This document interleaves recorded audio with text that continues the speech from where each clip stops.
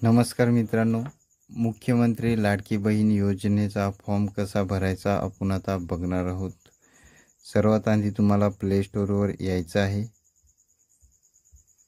Play स्टोअरवर तुम्ही open केल्याच्या नंतर इथं तुम्हाला नारी शक्ती दूत ह्या ॲप्लिकेशन सर्च करायचं आहे आणि या ॲप्लिकेशनला तुम्हाला इथून ओपन करायचं आहे। ठीक आहे, ओपन केल्याच्या नंतर तुमच्यासमोर असा इंटरफेस येईल। इथं तुम्हाला तुमचा मोबाईल नंबर टाकायचा आहे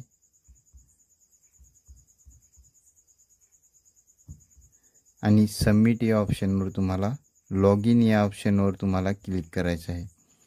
लॉग इन केल्याच्या नंतर तुमच्या मोबाईल नंबरवर एक OTP येईल। तुम्हाला OTP इथं टाकायचा आहे।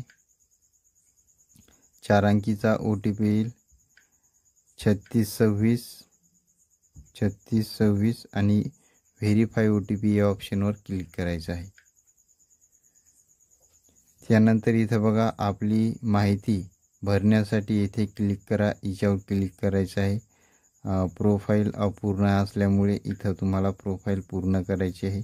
इथं तुम्हाला तुमचं पूर्ण नाव टाकायचं आहे। ठीक आहे, आणि इथं ईमेल ID टाकायची आहे। नंतर इथं तालुका जिल्हा तुम्हाला सिलेक्ट करायचा आहे, तुमचा जिल्हा, आणि इथं तालुका सिलेक्ट करायचा आहे। आणि खाली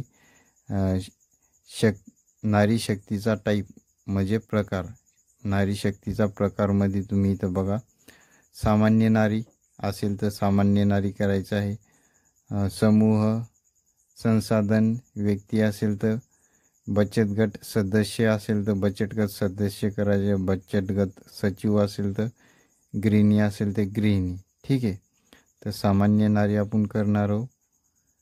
आणि वार्ड अधिकारी, सेतू ग्रामसेवक, तिच्यामध्ये सामान्य नारी आपण आता इथं करणार आहोत। ही माहिती तुम्हाला सबमिट करायची आहे आणि अपलोड बटनवर क्लिक करायचं आहे। माहिती टाकलेली आहे मी, आता अपलोड बटनवर अपलोड करा या बटनवर क्लिक करायचं आहे। त्यानंतर तुमची इथं प्रोफाईल सक्सेसफुल झालेली आहे। तुमचं सर्व इथं नाव इथं दिसेल तुम्हाला। नंतर नारी शक्ती दूत इथं कॉर्नरवर तुम्हाला क्लिक करायचं आहे। इथून तुम्हाला मुख्यमंत्री माझी लाडकी बहीण योजना या ऑप्शनवर क्लिक करायचं आहे। नंतर इथं लोकेशन अलाऊ म्हणते तर तुम्हाला लोकेशन इथं अलाऊ करायचं आहे यूजिंग द ॲप। ठीक आहे, नंतर लोकेशन पुन्हा ओके करायचं आहे। ओके केल्याच्या नंतर इथं तुम्हाला महिलेचे संपूर्ण नाव आधार कार्ड प्रमाणे असले पाहिजेत। संपूर्ण नाव टाकायचं आहे, जे आधार कार्डवर आहे ते नाव। ठीक आहे, खाली इथं लग्न झाले असेल तर पती सिलेक्ट करायचं आहे, लग्न झाले नसेल तर वडील सिलेक्ट करायचं आहे। ठीक आहे, इथं पती सिलेक्ट करायचं आहे आणि इथं पतीचे नाव टाकायचे आहे। आणि इथं वडील सिलेक्ट केलं तर इथं वडिलाचे नाव टाकायचे आहे। ठीक आहे, त्यानंतर महिलेचे लग्नापूर्वीचे नाव म्हणजे पहिल्या दुसऱ्या वर्गात जे महिलेचे नाव होतं ते नाव इथं तुम्हाला टाकायचं आहे। नंतर जन्मदिनांक पहिल्यांदा दिनांक टाकायचा आहे, नंतर महिना टाकायचा आहे, नंतर वर्ष टाकायचं आहे। ठीक आहे, याच क्रमांक तुम्हाला इथून पहिल्यांदा इथून याच्यावर क्लिक करायचं आहे आणि तुमचं वर्ष साल तुम्हाला सिलेक्ट करायचं आहे। नंतर महिना सिलेक्ट करायचा आहे, जुलै, ऑक्टोंबर, सप्टेंबर। ठीक आहे, जुलै असेल तर जुलैची किती तारीख आहे, 10 तारीख आहे, आणि ओकेवर क्लिक करायचं आहे। ही तारीख सिलेक्ट झाली तुमची अशी।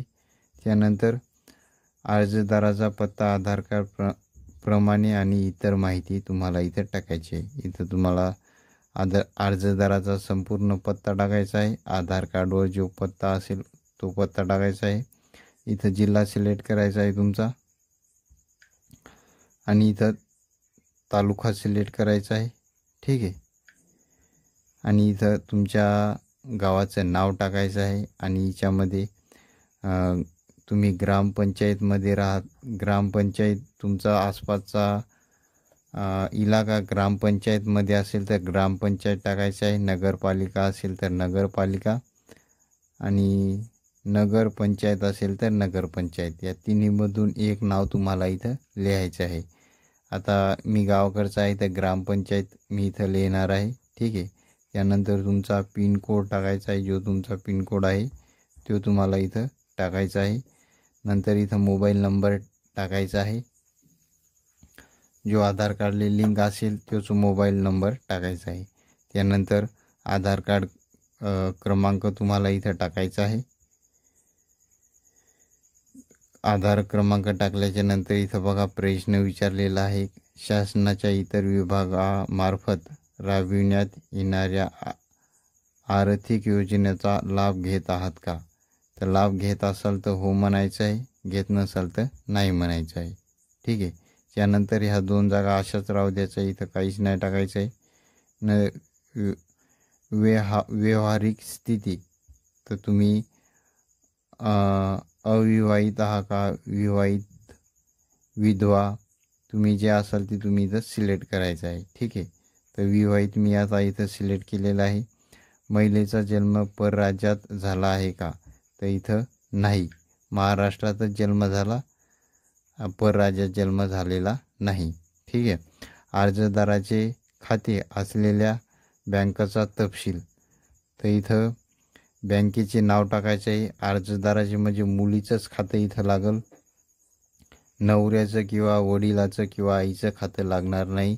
मुलीचंच नवीन खातं ओपन करायचं आहे आणि मुलीचंच इथं नाव टाकायचं आहे, खाता क्रमांक टाकायचा आहे, IFSC कोड टाकायचा आहे. ठीक आहे. इथं संपूर्ण नाव टाकायचं आहे मुलीचं टाईप करून. नंतर बँक खाते धारकाचे नाव टाकायचे, इथं बँकेचे नाव टाकायचे, इथं वरी बँक ऑफ महाराष्ट्र शाखा मालेगाव वाशिम असं करायचं आहे पुढं. ठीक आहे. तर इथं बँक खातेधारकाचे नाव टाकायचं आहे इथं. नंतर इथं बँक खाते क्रमांक टाकायचा आहे तुम्हाला, म्हणजेच अकाउंट नंबर टाकायचा आहे इथं. आणि इथं IFSC कोड जो तुमच्या बँक पुस्तकावर आहे तो पाहून इथं व्यवस्थित बरोबर टाकायचं आहे, कारण की हेच 2-3 पॉईंट महत्त्वाचे येतं.